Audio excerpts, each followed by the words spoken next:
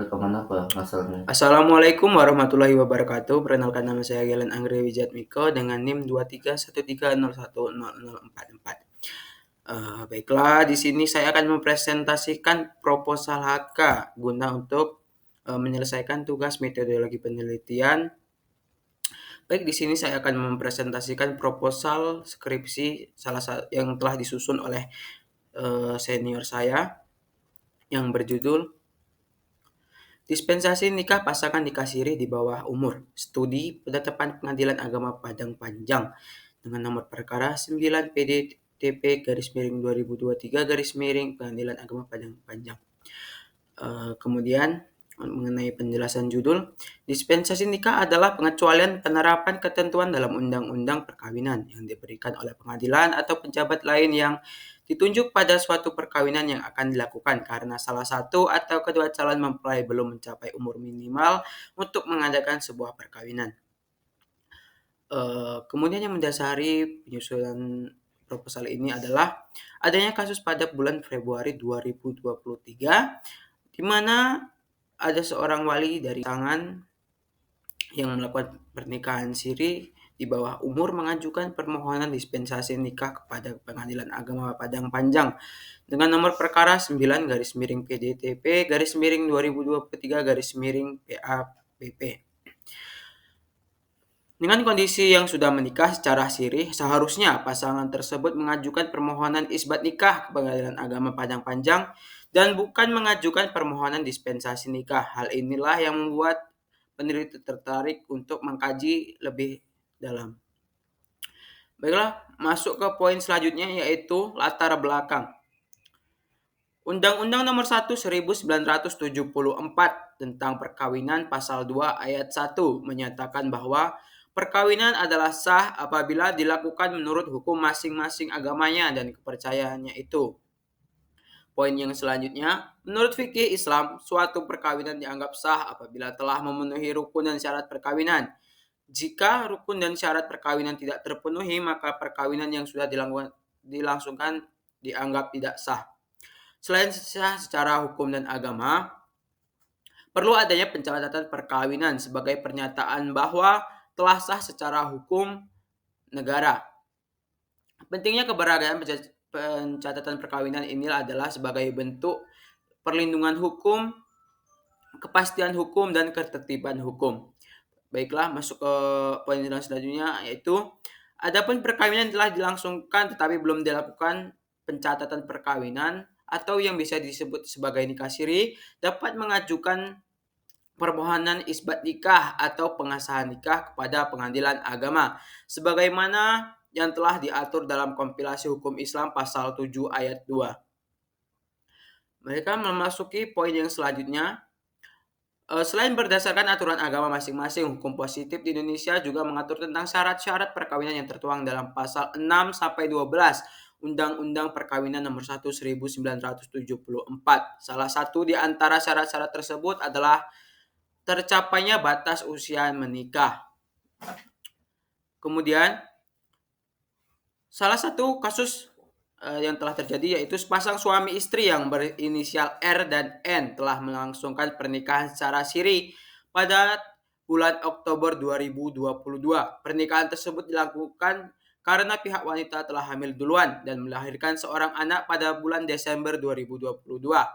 Diketahui juga bahwa keduanya menikah secara siri ketika masih di bawah umur. Kemudian poin selanjutnya, kemudian pada bulan Februari 2023, wali dari masing-masing pasangan tersebut mengajukan permohonan dispensasi menikah ke Pengadilan Agama Padang Panjang dengan nomor perkara 9 garis miring PDTP garis miring 2023 garis miring PA.PE PP. Pada saat mengajukan permohonan dispensasi nikah, pihak laki-laki masih berusia 15 tahun 6 bulan dan pihak wanita masih berusia 16 tahun 3 bulan. Dengan kondisi sudah menikah secara siri, seharusnya pasangan tersebut mengajukan permohonan isbat nikah atau pengesahan nikah ke Pengadilan Agama Padang Panjang dan bukan mengajukan permohonan dispensasi menikah. Masuki pembahasannya yaitu rumusan masalah.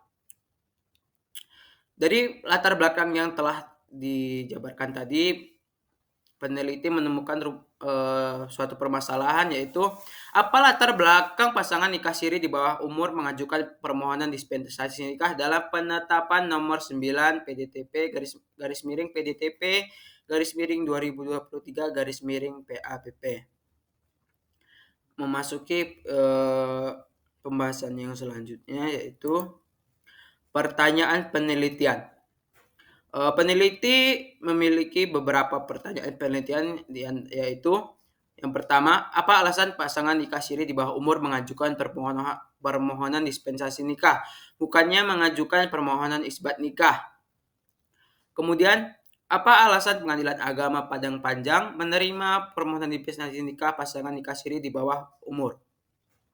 Selanjutnya, bagaimana pertimbangan Hakim Pengadilan Agama Padang Panjang mengabulkan permohonan dispensasi nikah pasangan nikah siri di bawah umur? Baiklah, memasuki materi yang selanjutnya, yaitu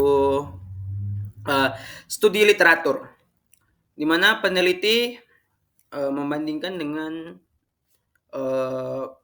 karya-karya ilmiah terdahulu, diantaranya yaitu Hanif Fauzi tahun 2021 tentang isbat nikah pasangan di bawah umur di Pengadilan Agama Purwakarta.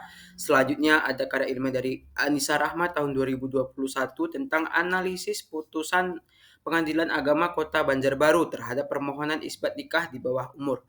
Selanjutnya ada Fahrul An'am tahun 2020 tentang pengesahan nikah pasangan di bawah umur yang didahului dengan pernikahan siri, perspektif hukum Islam. Selanjutnya yaitu ada Mas Kuni tahun 2018 tentang kritik pertimbangan hakim mengabulkan isbat nikah bagi pasangan di bawah umur Pengadilan Agama. Yang selanjutnya yaitu Amelia Utari tahun 2020 tentang alasan hukum hakim dalam menetapkan isbat nikah bagi pasangan yang menikah di bawah umur.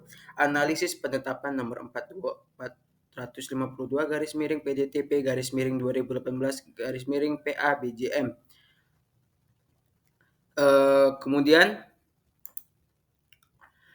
dari semua studi literatur yang telah saya bacakan tadi, terdapat perbedaan penelitian yang dilakukan oleh peneliti dengan peneliti yang lainnya, yaitu peneliti yang saya maksud yaitu peneliti proposal ini dengan peneliti yang lainnya, yaitu pada fokus penelitian dan lokasi di mana penelitian dilakukan.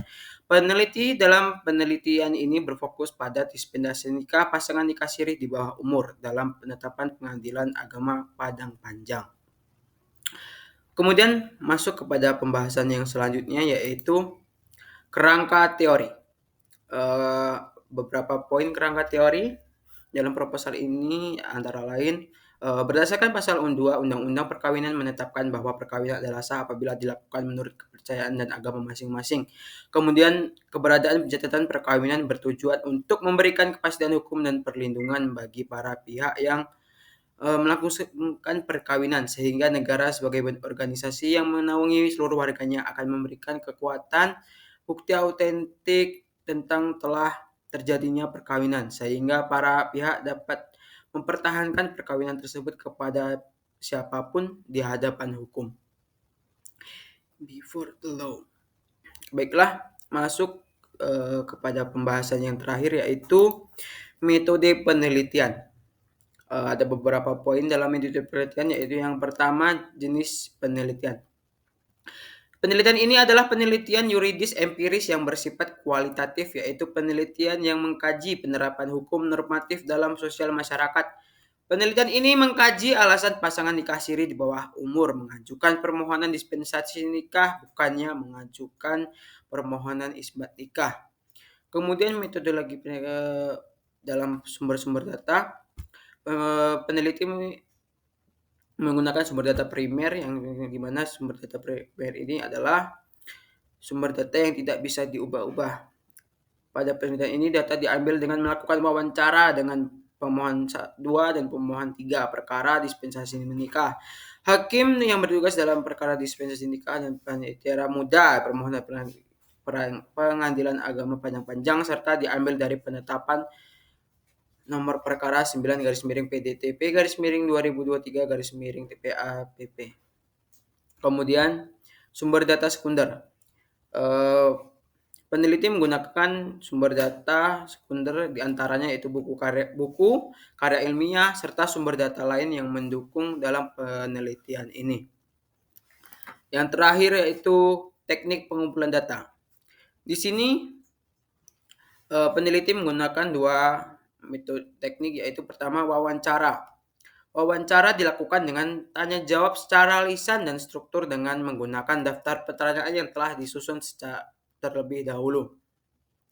Adapun rencana narasumber yang menjadi objek wawancara dalam penelitian ini adalah pemohon 2 dan pemohon 3 perkara dispensasi nikah. Hakim yang bertugas dalam perkara dispensasi nikah dan panitia muda permohonan pengadilan agama panjang. Selanjutnya yaitu analisis data. Setelah peneliti memperoleh data, maka data tersebut kemudian dianalisa secara kualitatif. Selain itu, peneliti juga memakai metode berpikir induktif dengan menganalisa dari fakta atau keadaan yang ada di lapangan. Dalam hal ini, hasil wawancara dengan pemohon 2 dan pemohon 3 perkara dispensasi nikah, kemudian hakim yang bertugas dalam perkara dispensasi nikah dan panitia muda permohonan pengadilan agama padang panjang. Kemudian pokok pembahasan materi yang terakhir yaitu referensi. Pada penelitian yang dilakukan oleh peneliti merujuk kepada beberapa sumber-sumber hukum seperti undang-undang dan karya ilmiah seperti buku, jurnal, atau skripsi terdahulu.